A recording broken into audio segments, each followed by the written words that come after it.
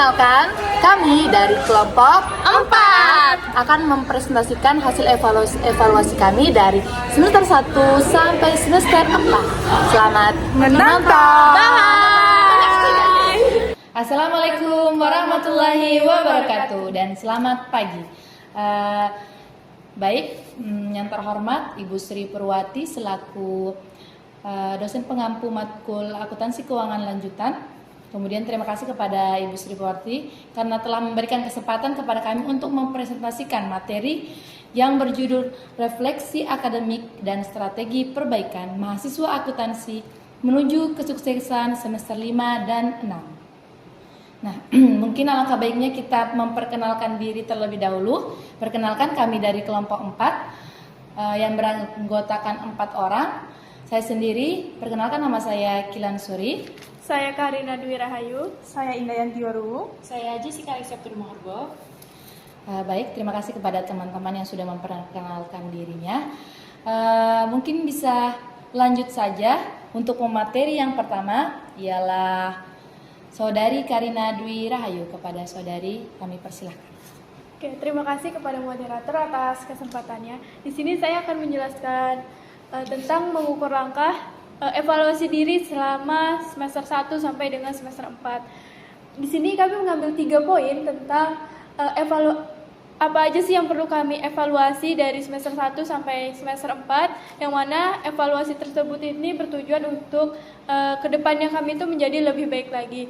Yang pertama itu ada kinerja nilai. Misal kalau ada nilai yang kita harapkan itu nilai kita dari semester 1 sampai semester terakhir nanti itu A, tetapi di semester 1 sampai 4 itu masih ada yang B atau C. Nah, itu kami evaluasi agar di semester 5 dan 6 nanti bisa sesuai harapan kita nih, dapatnya A semua. Terus yang kedua itu ada fokus belajar. Nah, misal di semester 1 sampai semester 4 ini kita tuh banyak, kalau dosen jelasin tuh kita banyak merenung, banyak main HP atau tidur. Nah, nanti di semester 5 dan 6 kita tuh harus lebih fokus lagi dalam belajar supaya nilai kita juga bisa meningkat gitu. Terus yang ketiga ada manajemen waktu. Waktu kalau tidak diatur dengan baik itu juga akan menjadi hal buruk dalam proses belajar kita.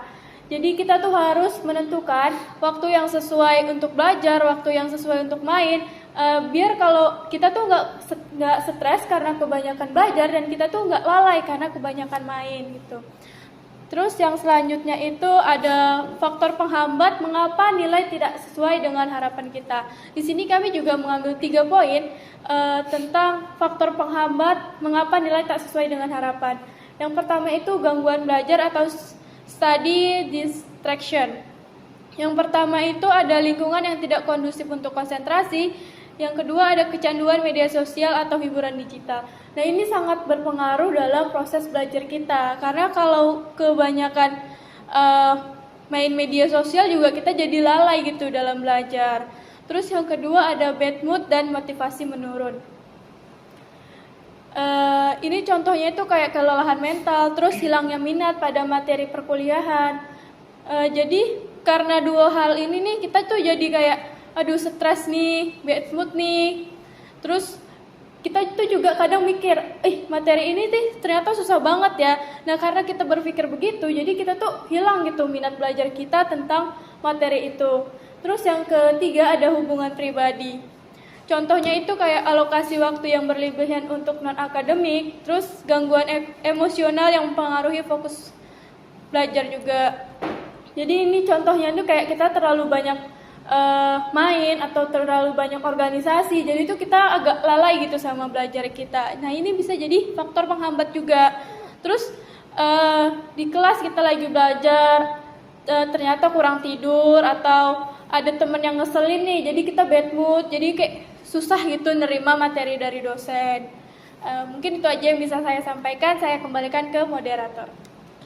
Baik, terima kasih kepada saudari Karina. Jadi saudari Karina tadi sudah menjelaskan tentang evaluasi dan faktor-faktor penghambat yang sering kita lakukan di lingkungan kampus. Nah, kemudian untuk yang pemateri kedua, langsung saja kepada saudari Indah.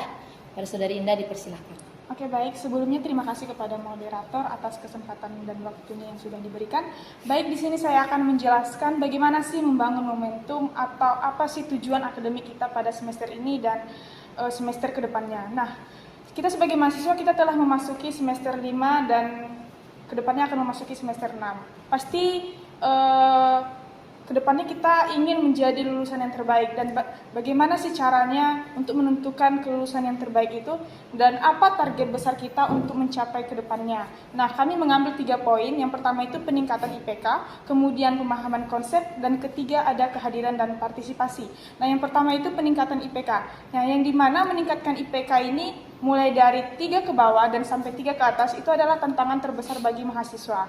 Nah, terutama dalam peningkatan IPK ini mungkin banyak sekali problem dalam meningkatkannya.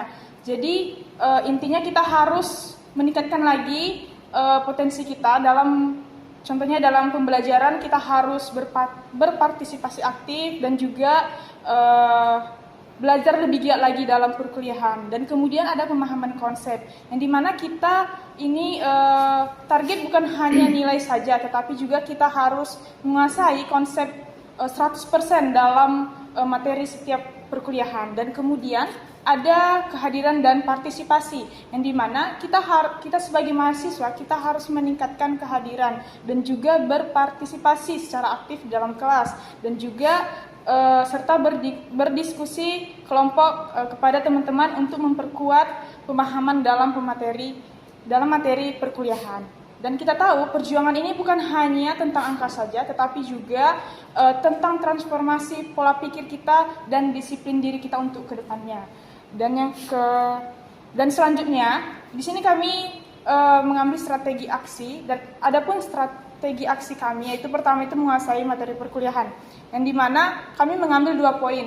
Yang pertama itu adalah belajar konsep dasar, dan kedua latihan soal intensif, yang dimana kita sebagai mahasiswa harus fokus pada konsep dasar, baik itu konsolidasi, akuisisi, dan transaksi antar perusahaan. Dan kita sebagai mahasiswa jangan hanya menghafal jurnalnya saja, tetapi memahami bagaimana logikanya ke depannya. Dan yang kedua ada latihan soal intensif, yang dimana kita sebagai mahasiswa harus mengerjakan soal-soal latihan berulang kali agar kita lebih paham lagi bagaimana sih caranya untuk lebih baik lagi ke depannya untuk mendapatkan nilai yang terbaik dan keinginan kita untuk menjadi lulusan yang terbaik. Dan terutama kita harus melibatkan perhitungan eliminasi dan penyesuaian kompleks. Terima kasih, saya kembalikan ke moderator. Baik, terima kasih kepada Saudara Indah yang telah menjelaskan tentang tujuan dan strategi-strategi yang harus kita lakukan untuk menjadi lebih baik. Nah, mungkin bisa dilanjutkan oleh pemateri ketiga kita yaitu Saudari Jessica. Kepada Saudari dipersilakan. Baik teman-teman, di sini saya akan melanjutkan tentang strategi aksi yang kedua, yang dimana ini strategi aksi yang kedua itu tentang manajemen waktu dan prioritas. Di sini ada 3 poin, yang dimana ada buat jadwal harian, yang kedua ada teknik Pomodoro, dan yang ketiga ada batas gangguan. Nah, sama seperti yang dibilang sama Karina tadi, kita harus manajemen waktu kita untuk belajar, tidur, dan bermain sosial media. Nah, jadi teman-teman, kita terkadang sering sekali lupa waktu karena kita kasihkan bermain sosial media sampai kita nggak bisa meluangkan waktu kita untuk belajar. Jadi buat teman-teman, kita harus bisa meluangkan waktu kita juga untuk belajar, dan juga kita juga harus mengatur waktu kita untuk tidur, istirahat, agar kita nantinya saat kuliah juga tidak ngantuk karena kita kurang tidur nanti waktu di perkuliahan. Nah, yang kedua itu ada teknik Pomodoro. Mungkin dari teman-teman itu ada lebih senang belajar itu dengan teknik Pomodoro, yang dimana teknik ini kita belajar tuh setengah jam, kemudian kita bisa istirahat 5 atau 10 menit untuk beristirahat seperti bermain gadget dulu, bermain sosial media untuk merefreshingkan otak kita. Nah, selanjutnya itu ada batasi gangguan, yang dimana itu kita harus bisa menjauhkan HP kita dari kita, karena terkadang kalau kita belajar itu kita kadang suka fokusnya lebih ke HP daripada ke pelajaran yang akan kita pelajari. Nah, jadi buat teman-teman, sebisa mungkin saat belajar itu HP itu bisa dinonaktifkan dulu agar tidak terlalu fokus sama notifikasi-notifikasi yang ada di handphone kita. Selanjutnya ada komitmen semester ini menuju akuntan profesional, di mana teman-teman kita udah semester 5 ya.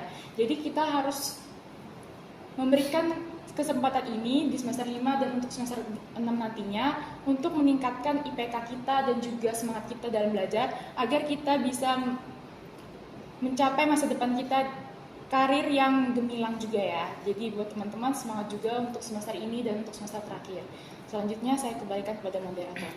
Baik, terima kasih kepada Saudari Jessica. Jadi tadi Saudari Jessica sudah menjelaskan juga strategi-strategi dan komitmen yang harus kita lakukan.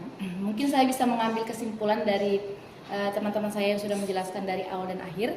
Jadi perlunya perubahan di setiap harinya untuk menjadi lebih baik dengan mengevaluasi diri, mengetahui faktor hambat apa yang terjadi, kemudian tujuan dan strategi-strategi yang harus dibuat untuk mencapai tujuan yang diinginkan. Mungkin cukup dari kami. Jika ada salah kata, kami minta maaf. Sekian dari kami. Wassalamualaikum warahmatullahi wabarakatuh. Terima kasih.